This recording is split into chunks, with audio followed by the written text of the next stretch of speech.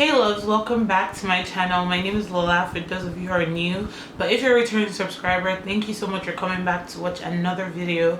So in today's tutorial, I'm basically going to be showing you guys how I get my hair moisturized, especially after a protective style. Doing protective styles can be really damaging and really drying on your hair. So I just wanted to kind of show you guys what my moisture routine is after I take out my protective styles. This is also my moisture routine for like every other day of the week. This is what I do pretty much to keep my hair moisturized. I don't use a lot of products, I don't do a lot of steps. I just really wanted to share it with you guys because I know a lot of you ask me all the time, like, how can I keep my hair moisturized? My hair is never moisturized, my hair doesn't come out defined. And one thing with getting defined hair, guys, your hair has to be moisturized for it to come out defined. So I just really wanted to come here today and like just show you guys my moisture routine, or like how I moisturize my hair. And I really hope this is a helpful video. If you guys want more natural hair videos, definitely the exact kind of videos you'd like to see. And if you haven't subscribed, please, what are you waiting for? Click the subscribe button down below. It's a little red button, and don't forget to give this video a thumbs up and share it with all your friends and family. And I'll see you in my next video. Bye. So as you guys can see, I'm starting out on really dirty and old and dry hair. I had my hair in a protective style for 3 weeks and I was just over it.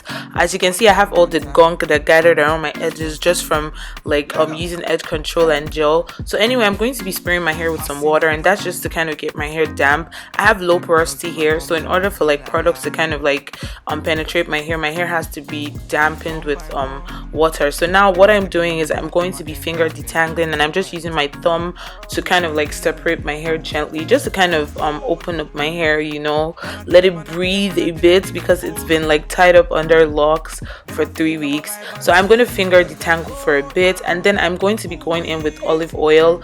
Depends on what you'd like to pre-poo with. Some people pre-poo with a conditioner, but I personally prefer to pre-poo with oils. And I don't pre-poo all the time, but I only pre-poo when my hair is really dry. And the essence of a pre-poo in the first place is just to kind of prevent your hair from getting even more stripped with a shampoo. And because my hair has been in a protective style, I do feel the need to like shampoo my hair a bit more just to kind of get it really clean. So after like kind of massaging that oil into my hair, I kind of make sure I like separate my hair and get it on all the sections of my hair. I just twist it up and I move onto the next section, and I kind of just do the same thing. I finger detangle, I make sure it's a bit damp, and then I just take oil. I guess the amount of oil depends on like how big the section of hair is, but I kind of like make sure that my hair is properly coated in the oil and in some water, and then I just twist it up again like I did with the first section, and I move on to all the other sections. So when I'm fully done with this process, I'm just going to cover it up with a plastic bag, and I left it on for about 30 minutes, and then I went and washed off my hair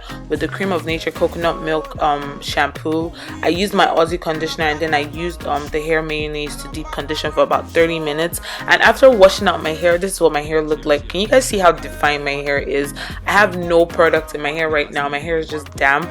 So to moisturize my hair, what I use every day, every week, is my Shea Butter mix, and it's really fluffy. Can you guys see? I just wanted to kind of show you the texture and see how, can you see the shine on my skin after I rub that? But yeah, I always use my Shea Butter mix, and I like to work in sections, in really small sections.